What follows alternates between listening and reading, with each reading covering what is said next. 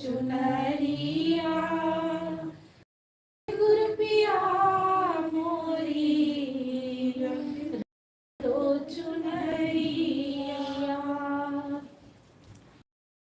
चुनरिया सजरिया सतरिया मोरी रंग दो चुनरिया सतगुरु पिया मोरी रंग दो चुनरिया।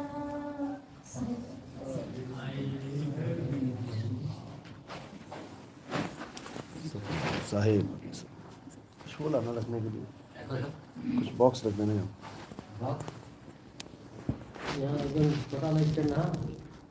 कुछ भी रख दो।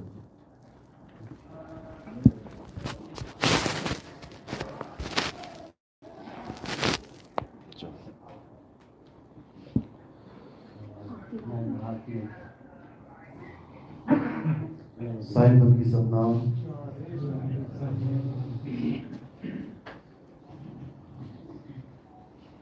तो आज बनारस में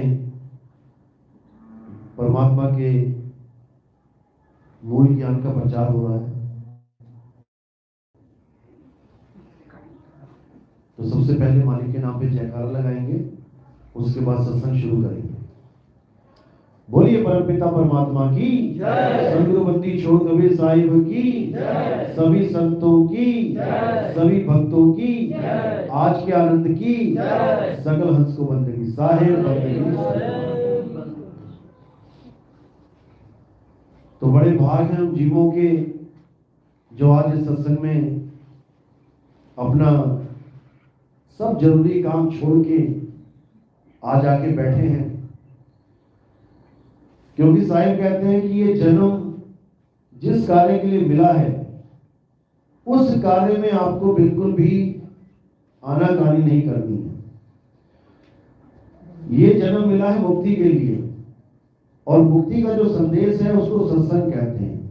कितना ही जरूरी काम क्यों ना पड़ा हो, कहते हैं जब सत्संग की बात आती है तो वहां पर आप सत्संग में जरूर आए। पता नहीं कौन सी ऐसी बात है जो आपके मन को लग जाए और इस दुनिया से आपका मन हट जाए, क्योंकि मुक्ति वही तब मिलेगी जब पहले दुनिया से मन हटेगा। दुनिया से मन नहीं हटा तो भूल जाना कि मुक्ति मिलेगी।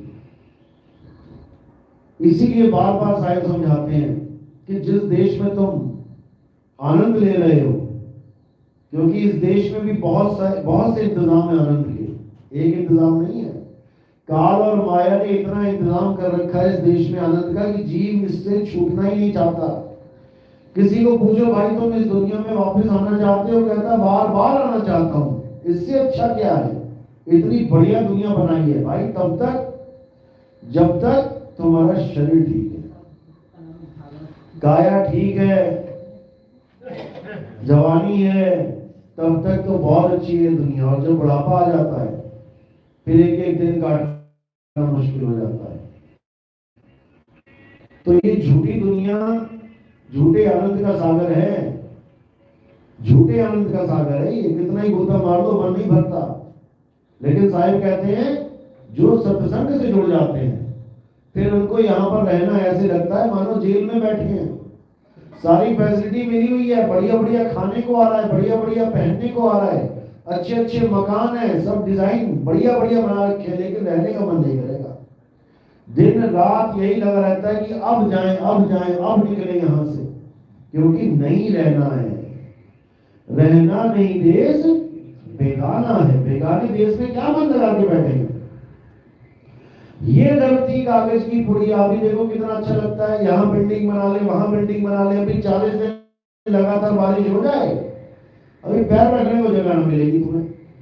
अखबार देखा ना सुबह का कड़कड़ाता अखबार, और उसको बाल्टी में डाल दो एक बार पानी से भरी बाल्टी में, एक ही पल में क्या हो जाता है, चिथड़े चिथड़े हो जाएगा वो। ऐसे ही ये संसार है, देखने में लग रहा है ठोस है, मिट्टी बढ़िया एकदम बहुत ऊंची ऊंची बिल्डिंग बन जाएगी, लगातार 40 दिन बरसात हो जाए तो पैर रखने को जमीन ना मिले धरती पे, सारी धरती पानी में घुल जाएगी। रहना नहीं देश बेगाना है, ये धरती कागज की पुड़िया, बूंद पड़े घुल जाना है, यह धरती यह संसार झाड़े और झाकड़ उलझ पुलझ मर जाना है। अपना अपना संसार बनाने में लगे हैं सब। जब बच्चा पैदा होता है तो नंगा पैदा होता है, उसके हाथ में भी कुछ नहीं होता, ना उसके पास कोई ऐसी चीज होती है, लेकिन धीरे धीरे धीरे वो अपना संसार बनाने लग जाता है। सबसे पहले वो अपने माँ बाप को चुन लेता है कि यही मेरे माँ बाप हैं, और किसी की गोदी में नहीं चैन आएगा उसे, अपने माँ बाप को। जबकि क्या है, पड़ोसी भी चमड़ा है, माँ बाप भी चमड़ा है। चमड़े में भी अपना चमड़ा पहचान जाता है कि ये वाला चमड़ा मेरी माँ, ये वाला चमड़ा मेरा बाप। माँ बाप को अपनाता है, फिर धीरे धीरे खिलौने अपने करने लग जाता है। झगड़ा करता है अपने भाइयों से, अपने दोस्तों से, नहीं ये वाला खिलौना मेरा है, मैं लेके जाऊंगा, मेरा खिलौना मत हाथ लगाना। रोएगा, गिड़गिड़ाएगा, चीखेगा, चिल्लाएगा। धीरे धीरे बढ़ता हुआ फिर अपना जब दोस्तों को चुनने की बारी आती है तो दोस्तों को भी चुन लेता है। 100 बच्चों की क्लास है, लेकिन 3-4 ऐसे घनिष्ठ मित्र चुन लेगा कि बस इसके लिए तो मैं जान भी दे सकता हूँ, ये तो मेरे जिगरी यार है। और जब कोई स्त्री जीवन में आती है, वो जिगरी यार भी छूट जाते हैं, फिर स्त्री को चुन लेता है कि यही है जो कुछ भी है मेरे साथ। उसके बाद अपना परिवार, अपना संसार, अपना घर, सब कुछ अपना बनाने के चक्कर में रहता है कि सब कुछ अपना हो जाए। लेकिन दुविधा ये होती है कि कुछ भी अपना नहीं है और ना ही होगा। यहाँ पे आके जब उसको असलियत पता लगती है कि सारा जीवन मैंने यही कुछ करने में बिता दिया, तब उसकी आंखें खुलती हैं कि बाप रे बाप, आए थे हरि भजन को, किया नरक में ठौर। जब बुढ़ापा आ जाता है, बैंक बैलेंस भी ठूस ठूस के भर रखा है, ऐसा नहीं कि कोई कमी है, लेकिन अब सांसें गिन के बची हैं, अब करे तो करे क्या। फिर तो ऐसा लगता है कि जितना भी आज तक कमाया, लोगों को धोखा दे के, लोगों की गर्दन काट के, खून चूस के, गरीबों का कुछ भी कमाया, अरे अपने लिए तो कुछ कमाया ही नहीं, तो लोगों के पास जाएगा। हमारा माल खजाना दूसरे ले जाएंगे, क्योंकि अपनी तो सांसें पूरी होने वाली हैं। तो बेड पे पड़ा पड़ा यही सोचता है कि लाखों करोड़ों कमा लिया, लेकिन क्या खर्चा अपने ऊपर भी कुछ नहीं खर्च पाया, वो बैंकों में पड़ा हुआ है। और सारा पैसा यहीं से कमाया यही रह जाएगा, लेकिन जितना भी 2 नंबरी काम किया, जितना भी धोखा दिया, वो सारा अपने सिर पे लाद के लेके जाएगा अगले जन्म के लिए। अब सारा पैसा गरीबों से कमाया इस लोक में और यहीं छोड़ दिया इसी लोक में, लेके नहीं गया, लेकिन अगले जन्म में महा दुख, बीमारियां, गरीबी झेलना पड़ेगा। यानी कि जो इकट्ठा किया वो ना तो अपने लिए यूज कर पाया और ना ही उससे अगला जन्म सुधार पाया। वापस उसी दलदल में लोगों की बददुआएं लेके फिर वही महामारी में बुरा हाल। तो संत महात्मा यही समझाते हैं कि इससे पहले कि तेरा भी यही हाल हो जाए, हे जीव उठ और सत्संग में जा। लोग कहते हैं परमात्मा कृपा करो, कृपा करो। कृपा सत्संग से होती है। कृपा का मतलब होता है तुम्हारा विवेक जाग जाए, यही कृपा है। और उसके लिए साफ बोला, बिन सत्संग विवेक ना होई। बिना सत्संग के विवेक जाग ही नहीं सकता। अब सत्संग, कुछ लोग क्या करते हैं कि हमारे सत्संग के अलावा किसी और का सत्संग नहीं सुनना है, वरना तुम्हारा नाम खंड हो जाएगा। बहुत बड़ी दुविधा है। ना तो आज तक किसी संत ने ऐसा बोला और ना ही कोई संत ऐसा किसी को बोलेगा। जो ऐसा बोलता है वो संत तो हो ही नहीं सकता, क्योंकि अगर सारे संत यही बोल दें कि केवल हमारा सत्संग सुनना है, चेलों दूसरे का नहीं सुनना, तो तुम्हारे पास कैसे पहुंचेगा कोई? दूसरों के चेलों को तो तुम दे सत्संग पे सत्संग अपने भेजो कि ये सुनो, ये सुनो। और जब तुम्हारे चेले को कोई भेज दे कि ये सुनो, तो तुम कहो ये तो गुरुद्रोही है, इसका तो शक्ल नहीं देखना चाहिए, इससे तो बात नहीं करनी चाहिए, हाथों से पानी नहीं पीना चाहिए। ये मैं उन लोगों की बात कर रहा हूं जो हमारे सत्संगों में, नाम छोड़ो, तुम्हारा पंथ खंड हो जाएगा अगर हमारा सत्संग किसी ने सुन लिया। क्योंकि हमारा सत्संग ऐसी ज्वाला है कि बड़े बड़े भस्म हो जाएंगे उसके आगे, कोई सुन के तो देखे। लेकिन डर के मारे, क्योंकि चेले हैं, साथ छोड़ जाएंगे, जो नोटों की बारिश हो रही है बंद हो जाएगी, इसलिए डर पैदा कर देते हैं कि नितिन दास के सत्संग सुनोगे तो नाम खंड हो जाएगा। क्यों भाई, नितिन दास क्या उसमें पैकेट दे रहा है साथ में सत्संग के कि तुमने दारू भी पीनी है साथ में, जो नाम खंड हो जाएगा।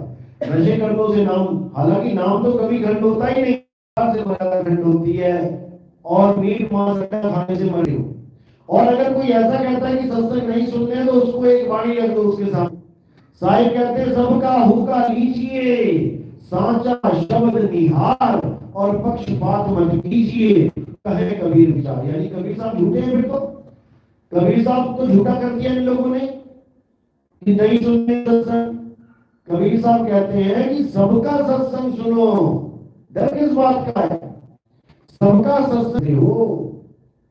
एक ही स्कूल में 12 क्लासें हैं, 1 से लेके 12 तक, सबकी अपनी अपनी पुस्तक है, सब अपने ही क्लास में खुश है, कोई एक दूसरे की क्लास में नहीं जाता। क्या 5वीं वाला बच्चा 6वीं में बैठा कभी जाके, या 10वीं वाला दूसरी में बैठा कभी जाके? सबको पता है मेरी ये क्लास है, मैंने यहाँ जाके बैठना है। लेकिन सबको ये भी पता है कि मैं कहाँ हूँ। 5वीं वाला जानता है मैं 5वीं में हूँ, उसको टीचर पूछता भैया कौन सी क्लास में है, वो कहता I am in 5th standard.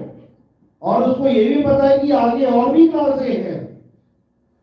लेकिन अध्यात्म में किसी को नहीं पता कि क्लासेस होती क्या है। अध्यात्म में लेवल पता ही नहीं है, ज्ञान है पता ही क्यों ना पूछवाता हो, वो भी सब बैठे हैं। इतना बुरा हाल है अध्यात्म में कि कोई सोच भी नहीं सकता। क्यों? क्योंकि कासे कहूं सब जग अंधा, खेवड़ हार के गले में फंदा। जो केवल हार जो मला बना हुआ है 150 लोगों को लेके जा रहा है किश्ती में, उसी पे माया का फंदा डाला पड़ा। उसी को नहीं पता कौन से लेवल पे। किसी महात्मा से पूछो भैया कौन सी भक्ति करते हो, किस लेवल की भक्ति करते हो, उसको यही नहीं पता लेवल क्या है। अरे भैया ये ना पूछो, हमें गुरु जी ने जो मंत्र दिए हम तो वही जपते हैं। अरे मंत्रों की भक्ति का लेवल होता है, जाप का लेवल है, अजपा का लेवल है, अनहद का लेवल है, सार शब्द का लेवल है। लेकिन तुम्हें पता ही नहीं है कि तुम जा कहां रहे हो, कौन सी किश्ती में बैठ गए हो जाके। सारी किश्तियां डूबेगी जब तक तुम्हें यही नहीं समझ में आया कि मेरा गुरु किस लेवल की बात कर रहा है। तो सच्चा गुरु कौन होता है? तो सबसे ऊंचे लेवल की भक्ति करवाए, सबसे उच्च कोटि की भक्ति करवाए। भक्ति तो भूत प्रेतों की भी होती है, भक्ति तो भूत प्रेतों की भी होती है, भक्ति तो चंडालों की भी हो, पितरों की भी होती है, भक्ति तो देवी देवताओं की भी होती है, भक्ति तो पार ब्रह्म की भी होती है, ब्रह्म की भी होती है, माया की भी होती है। कौन से लेवल की भक्ति है ये जो तुम कर रहे हो? किसी को समझ में नहीं आ रहा है। गीता के अनुसार देखो तो गीता क्या कहती है? हे अर्जुन, जो भूतों को पूजते हैं, क्या भूतों की पूजा नहीं होती है? होती है भारत में। जो भूतों को पूजते हैं, जो पितरों को पूजते हैं और जो देवताओं को पूजते हैं, वो भूतलोक, पितरलोक और देवलोक में जन्म लेते हैं, वो मुझ तक नहीं पहुंच सकते। कर दिया ना लेवल, बिल्कुल क्लियर कर दिया कि भूतों की भक्ति करोगे भूतों के लोक में जाओगे, पितरों की भक्ति करोगे पितरलोक में जाओगे, देवताओं की भक्ति करोगे देवलोक में जाओगे, मुझ तक नहीं पहुंच सकते। बिल्कुल क्लियर कर दिया। मुझ तक पहुंचने के लिए क्या करना पड़ेगा? लेवल समझना पड़ेगा कि कृष्ण जी तक पहुंचना है तो किस लेवल की भक्ति करनी है। ऐसे ही जो कबीर साहब के लेवल को समझ जाते हैं, जो उनके शब्द को समझ लेते हैं, फिर उनके सामने सारे संसार की भक्तियों का पर्दा उड़ जाता है कि ये बाबा क्या करवा रहा है, वो बाबा क्या करवा रहा है, ये बाबा क्या नाम दे रहा है। सारे भ्रम खत्म हो जाते हैं, हर चीज क्लियर हो जाती है कि ये करूंगा तो कहां जाऊंगा, ये करूंगा तो कहां जाऊंगा, ये करूंगा तो कहां जाऊंगा। जैसे आप सफर करते हो तो टिकट लेते हो, अब जो टिकट नाम रखा गया है वो हर चीज का, हर साधन की जो पर्ची है उसका नाम टिकट ही है। बस की भी टिकट, मेट्रो की भी टिकट, ट्रेन की भी टिकट, हवाई जहाज की भी टिकट, पानी के जहाज की भी टिकट। लेकिन केवल टिकट कहने से आप हवाई जहाज में नहीं चढ़ जाओगे। पता लगा लेके बस की टिकट बैठे और सोच रहे हो मैं एयरपोर्ट चला जाऊं, वहां से हवाई जहाज पकड़ लूं। हर साधन की अलग टिकट है। आप टिकट लेते ही पहचान जाते हो कि मैं कौन से साधन पे बैठूंगा और कहां तक मेरी दौड़ होगी। लेकिन अध्यात्म में आप नहीं समझ पाते हो मैं किस गुरु से नाम ले रहा हूं और कहां तक मेरी दौड़ होगी, क्योंकि किसी गुरु को पता ही नहीं है कि वो दौड़ा कहां तक रहे हैं। किसी को नहीं समझ में आ रहा। कुछ गुरु कह रहे हैं कि जीव ही सब कुछ है, जीव ही सर्वे सर्वा है, जैसे पारक सिद्धांत वाले, अन्य पंथ वाले, वो जीव की पूजा करवा रहे हैं। जीव ही अविनाशी है, बिल्कुल अविनाशी है, इसमें कोई दो राय नहीं है कि जीव अविनाशी नहीं है। साकी भी है, ईश्वर अंश जीव अविनाशी, लेकिन जीव को परमात्मा घोषित मत करो। जीव तो 184 का एक जीव है, बहुबंधन में बांधे एक बेचारा जीव, और केवल छूटे आपने जो न छुड़ाए पीव। जो बहुबंधन में बंधा है जीव वो सर्वे सर्वा कैसे हो सकता है? नहीं हो सकता। अब कुछ लोग कहते हैं ब्रह्म परमात्मा है, जीव नहीं, ब्रह्म है सब कुछ। साहिब इसका भी खंडन करते हैं, ब्रह्म को ही शिव कहते हैं। साहिब कहते हैं अरे ब्रह्म बड़ा की जहां से आया, और वेद बड़ा की जिन जिन माया, ई मन बड़ा की जही मन माना, राम बड़ा की राम ही जाना। ब्रह्म ब्रह्म कबीरा फिरे उदास, तीरथ बड़ा या तीरथ का दास। ब्रह्म को खंडित कर दिया यहां पर कि ब्रह्म अवस्था भी वो अवस्था नहीं है जहां तुम्हारी मुक्ति होगी। उसको काल बोला कबीर साहब ने, ब्रह्म को ही। अनुराग सागर पढ़ो, ब्रह्म को काल बोला, लेकिन ब्रह्म कौन है? ब्रह्म कोई आकाश से थोड़ी नहीं आएगा। काल तुम्हारी अगली अवस्था ब्रह्म है, तुम्हारी अगली अवस्था ब्रह्म है, लेकिन वो पूर्ण अवस्था नहीं है, क्योंकि वो अवस्था भी कहीं से आ रही है। ब्रह्म बड़ा की जहां से आया, उस अवस्था का ज्ञान कर जहां ब्रह्म भी नहीं था। जीव तो बहुत दूर की बात है। वो कौन सी अवस्था है? वो है पीव अवस्था। ब्रह्म है शिव अवस्था, जिसके लिए बोला जीव शिव दो प्रगटे, और वे ठाकुर वे दास, कबीर और जाने नहीं राम नाम की आस। कि जीव शिव सब प्रगटे, यानी दोनों ही प्रकट होते, पैदा दोनों में से भी एक नहीं होता। ना ब्रह्म पैदा होता है ना जीव पैदा होता है। जीव शिव दोनों प्रगटे, वह ठाकुर वह दास। जो जीव अवस्था में रह गया वो दास बन गया, और जो शिव में अवस्था में चला गया वो ब्रह्म ज्ञानी बन गया। उसकी पूजा होने लग गई। आज देखो मंदिरों में क्या लिखा है, 108 श्री श्री श्री ब्रह्मलीन स्वामी फलाना फलाना। ये सारे ब्रह्मलीन स्वामी हैं, ब्रह्म अवस्था तक पहुंच गए हैं, इनको भगवान सिद्ध कर दिया गया है, लेकिन ये परमात्मा नहीं हुए। परम आत्मा एक अवस्था का नाम है जहां पर जाके आप अपने निज स्वरूप को प्राप्त कर लेते हो। ब्रह्म स्वरूप तुम्हारा निज स्वरूप नहीं है। ब्रह्म स्वरूप तो सृष्टि का रचयिता है। सृष्टि की रचना ब्रह्म कर रहा है, और फिर वही ब्रह्म जीव बन के सृष्टि को भोग रहा है। वही भोग रहा है, बस माया के चक्कर में आगे भूल जाता है, और जब फिर भक्ति स्टार्ट करता है, फिर ब्रह्म तक पहुंचता है, फिर कहता हम ब्रह्मस्मि, मैं ही ब्रह्म हूं। पहले क्यों भूल गया था? माया के चक्कर में।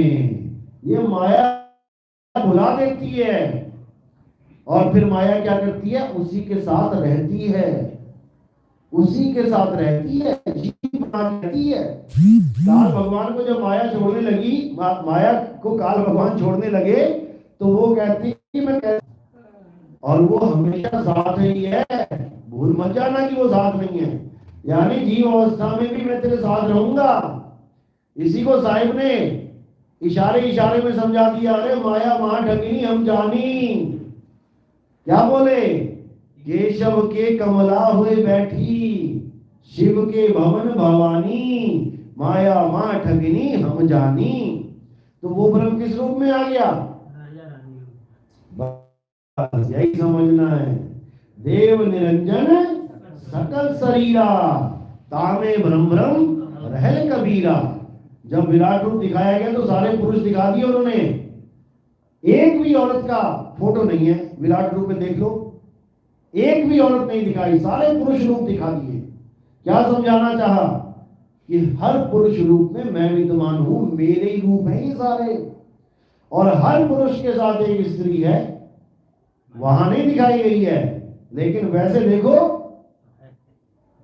हर पुरुष के साथ स्त्री है। यहां तक कि आधा आधा रूप दिखा दिया शिव पार्वती का, कि इसको पुरुष और स्त्री करके अलग अलग मत जानो, दोनों में ही दोनों हैं।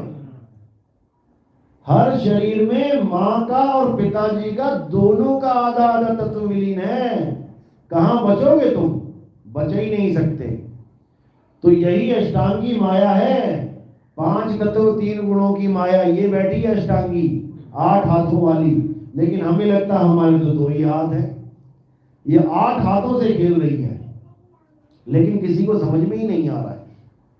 अब इसी को समझ जाओगे तो तुम्हें इतना पता लग जाएगा कि ये मेरा रूप नहीं है, ये तो प्रकृति का रूप है, ये तो मन माया का रूप है, ये तो ज्योत निरंजन का रूप है, ये तो शिव शक्ति का रूप है। मेरा रूप क्या है? जब अपने रूप की खबर लगेगी तब हर चीज क्लियर हो जाएगी कि मैं क्या हूं। और मैं अगर ये हूं तो सामने वाला भाई भी यही है, सामने वाला ये है तो अमेरिका में बैठा वाला भाई भी यही है, फिर तो सारा संसार ही यही है। तब सारा संसार तुम्हें जड़ से हटके चेतन दिखाई देने लग जाएगा। इसी को बोला है घट घट मेरा साइया, सुनी सेज न कोय, और बलिहारी वा घट की जिस घट प्रगट हो। जिस घट में वो प्रकट हो गया, जिस घट में वो करंट लग गया, अब वो सारे संसार के पंखों की हालत जान सकता है कि ये चल कैसे रहे हैं। अपने पंखे में करंट लगा ना तो समझ लो सारे पंखों का करंट लग गया। जो यहां लगा वही वहां है। जो तू सो हम, जैसा तू वैसे हम। लेकिन कब जानोगे? जब अपने आप को जान लोगे। जब अपने आप को इस घट चानन सब घट चानन हुई। लोग चानन को समझ लेते हैं शायद ज्योत जलना। चानन का मतलब होता है अंधकार मिट जाना। कौन सा अंधकार? अज्ञान रूपी अंधकार। इसी को ज्योत जगना कहते हैं। जहां वाणियां आती हैं कि बिन बाती बिन तेल एक ज्योत अगम में जग रही है, वो ज्योत कौन सी? वो ऐसी ज्योत नहीं है, वो ज्ञान रूपी ज्योत है। उस ज्ञान रूपी ज्योत से तुम्हें अपना स्वरूप समझ में आ जाता है, क्योंकि सारा खेल अपने स्वरूप का ही है। अपने स्वरूप से हटकर आप अपने आप को कुछ भी मानते हो तो लक्ष्य 84 में चले गया। इसलिए साहिब ने बोला शब्द हमारा तू शब्द का, सुन मत जा सरक, और जो चाहे निज रूप को शब्द ही ले परख। कहते ही अटपटा ज्ञान है, जल्दी समझ में नहीं आता, लेकिन सरक मत जाना। सरकने का मतलब मैदान छोड़ जाना। सत्संग में आए हो, पहली बार आए हो, पता ही नहीं लग रहा नितिन दास बोल क्या रहा है, हवा के सिर के ऊपर से हवाई फायर जा रहे हैं, लेकिन कोई बात नहीं, बैठे रहो, धीरे धीरे धीरे सुनते रहो, उसके बाद देखो क्या होता है। तो कहते हैं शब्द हमारा तू शब्द का, सुन मत जा सरक, और जो चाहे निज रूप को तो शब्द ही ले परख।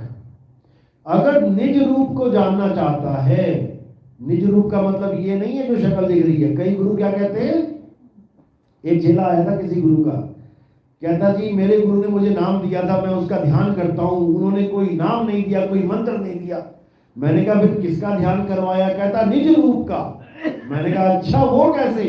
कहते गुरुजी ने कमरे में भेज दिया, बोले अपना निज रूप देख के आओ। शीशा लगा रखा था वहां शीशा लगा रखा था।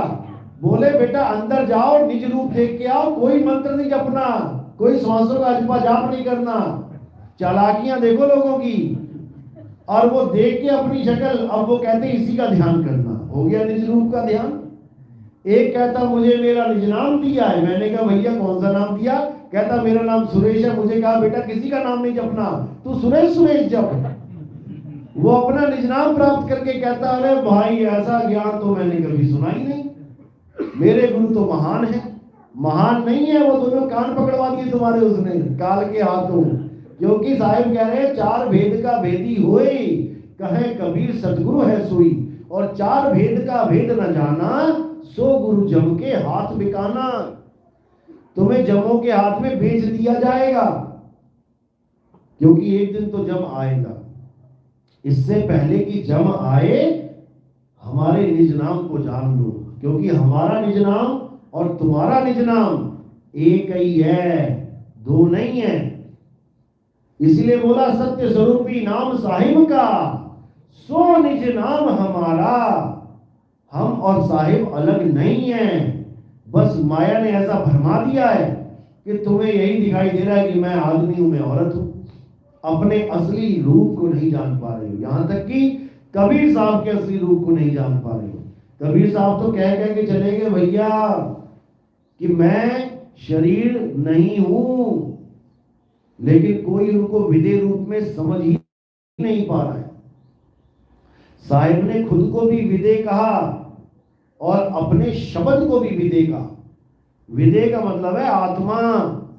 देह का विलोमार्थक होता है विदे।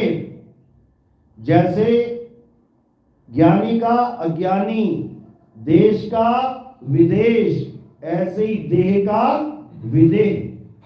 तो विदे क्या है? विदे है हमारी आत्मा। जैसे जनक विदे का नाम सुना होगा, जनक विदे ही कहते थे उनको, यानी वो ये कहते थे लोगों को कि मैं शरीर नहीं, मैं आत्मा हूं। लेकिन कहने से कुछ नहीं होता, उनके पास विदे का ज्ञान नहीं था।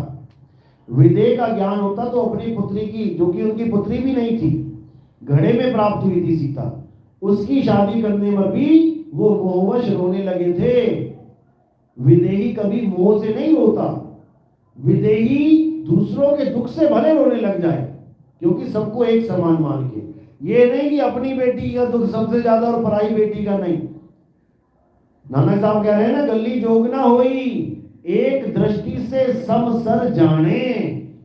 जोगी कही है सोई, जो एक दृष्टि से सबको देखता है वही जोगी है। उसके लिए गोरा काला, मोटा पतला, अच्छा बुरा ये सब नहीं होता है। उसके लिए ये सब एक ही है। अच्छा बुरा, मोटा गोरा काला, ये क्या है? ये तन मन है, जो कि जीव देखता है। आदमी का जीव भी उतना ही प्रेम है उसको, औरत के जीव से भी उतना ही प्रेम है, क्योंकि वो जीव को समझ रहा है, शरीरों की महिमा में नहीं जाता है। लेकिन यहां पर हर गुरु लगा लो, शरीरों पे अटक जाते हैं जाके। दूसरों के शरीरों पे तो अटकते हैं, वो अपने शरीर पे अटक जाते हैं। अपनी फोटो खिंचवा के आपके मंदिरों में रखवा देंगे, कहेंगे देसी घी की जोत लगाओ इसको। अब उनको इतना भी नहीं समझ में आ रहा कि ये मेरा स्वरूप नहीं है। ये स्वरूप तो इस जन्म में मिल गया। बाणी कहती कई जन्म भय कीट पतंगा, कई जन्म गजमीन कुरंगा। तो फिर यानी मुझे कितने ही जन्म मिले, कितने ही रूप मिले, टिड्डी का, कीड़ों का, मकोड़ों का, सांप का, बिच्छू का। तो जब वो मेरा स्वरूप नहीं रहा, मेरा अपना, तो ये कहां से रहेगा? ये इसी जन्म का स्वरूप है। अभी जन्म बदला नहीं, अभी तुम्हारी सारी कहानी बदल जाएगी।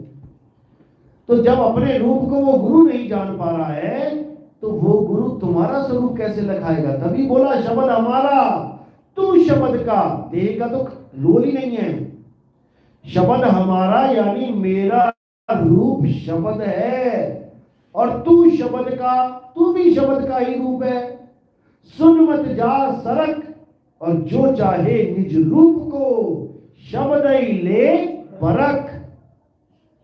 शब्द ही ले परख का मतलब है, जो गुरु तुम्हें शब्द दे रहा है, उस शब्द को परखो कि क्या वो कोई मंत्र दे रहा है, हिंदी पंजाबी उर्दू का, या वो कोई अजपा जाप दे रहा है श्वासों का, या बीच में नाम जपवा रहा ओहम कोहम सोहम बोहम बोहम दुनिया भर के, या वो कानों में उंगलियां डलवा रहा है, 5 तत्वों की 5 नाद को सुनवा रहा है, और कह ये रहा है कि एक ही शब्द है, फिर भी 5 दे रहा है। और उसको कोई पूछे कि भाई 5 कहां से आए, तो कोई जवाब नहीं, तो कोई जवाब नहीं। इसी को समझना है, 5 नाम कैसे हो गए एक से, बस इतना विचार कर लो। ये लोग कहते हैं कि परमात्मा तो एक ही है, लेकिन हर रूहानी मंडल में जाके उसकी आवाज बदल जाती है। अच्छा जी, 5 रूहानी मंडलों में जाके 5 आवाजें बदल गई, तो परमात्मा तो एक ही है ना, तो 5 तो नहीं हो गए।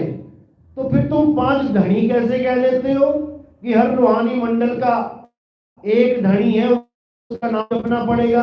अरे वो परमात्मा जब एक है, एक ही आदमी 5 रूहानी मंडलों से होके आ रहा है, तो वो 1 से 5 आदमी कैसे बन गया? पहला रूहानी मंडल ज्योति निरंजन बोल दिया तुमने, वही काल भगवान पुरुष प्रकृति शिव शक्ति। दूसरा तुमने बता दिया ओंकार, तीसरा अलंकार सोहंग बता दिया, उसके आगे शक्ति था, सतनाम फिट कर दिया। तो ये एक परमात्मा 5 कैसे हो गया? आज तक इस सवाल का कोई जवाब नहीं दे पाया। और आने वाले सत्संगों में इन 5 नामों को, 5 धनियों को जब खोलूंगा, तब आपको समझ में आ जाएगा कितना बड़ा धोखा हो रहा है आपके साथ। और ये मैं सब बहुत जल्दी खोलूंगा।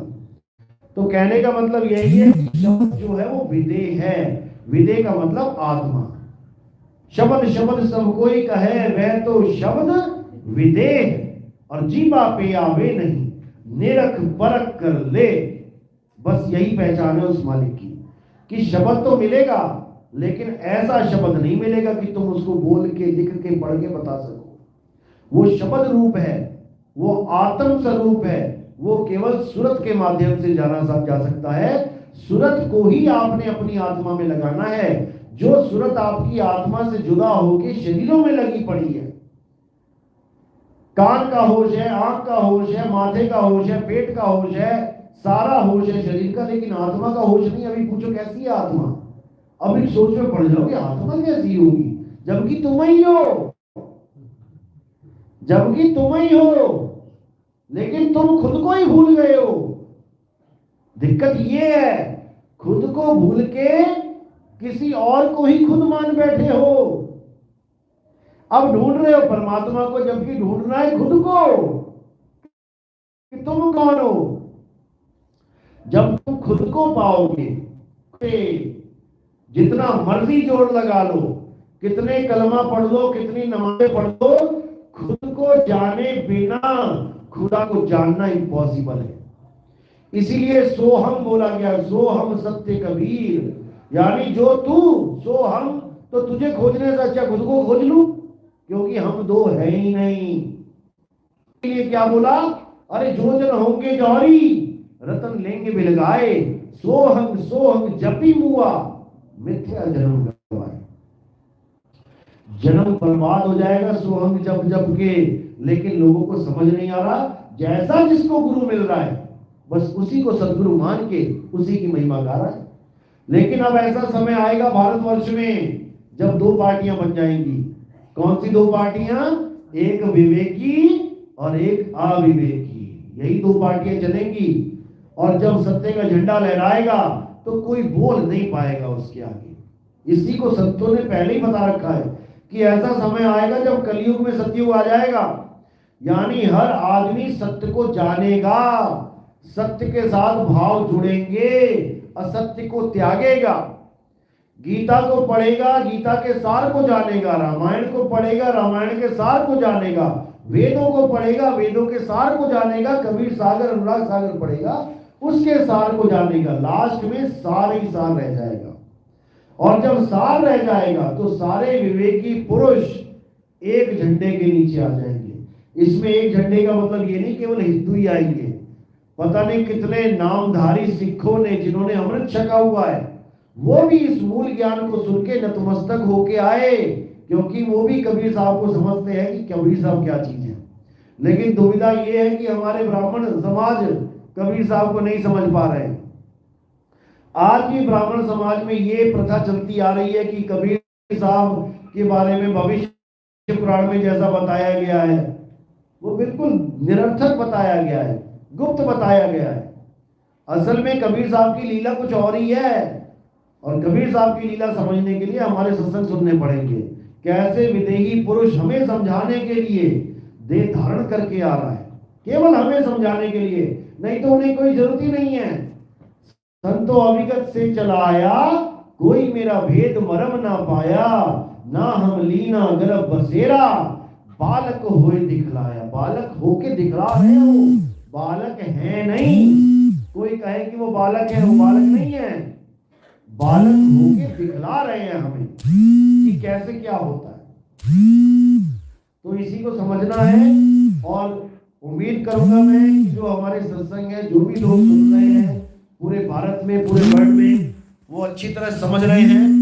और समझना ही है, क्योंकि इंसानी चोला अभी जो मिला है, अगर इसमें भी आपने नहीं समझा तो फिर दोबारा कुछ मिलने वाला नहीं है। क्योंकि परमात्मा यही बोलेगा कि एक बार इंसानी जन्म मिला था, उसमें क्यों नहीं समझा भाई? समय पूरा दिया गया था, और अब तो ऐसा समय है कि आप घर बैठे सत्संग सुन सकते हो, कहीं जाने की जरूरत ही नहीं है। पहले तो गुरुओं की खोज में लोग जाते थे अपना घर बार छोड़ के, अब तुम्हारे घर में बैठे गुरु तुम्हें खोजता आ रहा है। लोग कहते जी हम तो कबीर साहब को कभी जानते नहीं थे, हमने तो वैसे ही टाइप कर दिया राम, आपके 4 राम वाला सत्संग आ गया, हमने देखा 4 राम कहां से आ गए, हमने सुन लिया, और धीरे धीरे धीरे हम कबीर पंथ से जुड़ गए।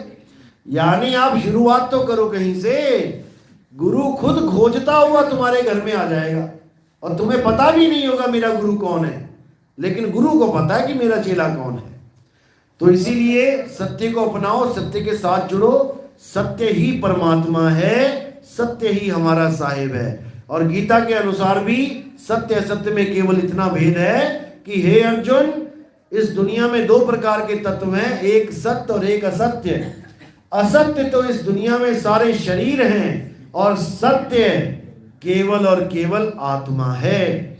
जो आत्मा से जुड़ जाता है, जो आत्म ज्ञान में आ जाता है, वो सत्संगी हो जाता है।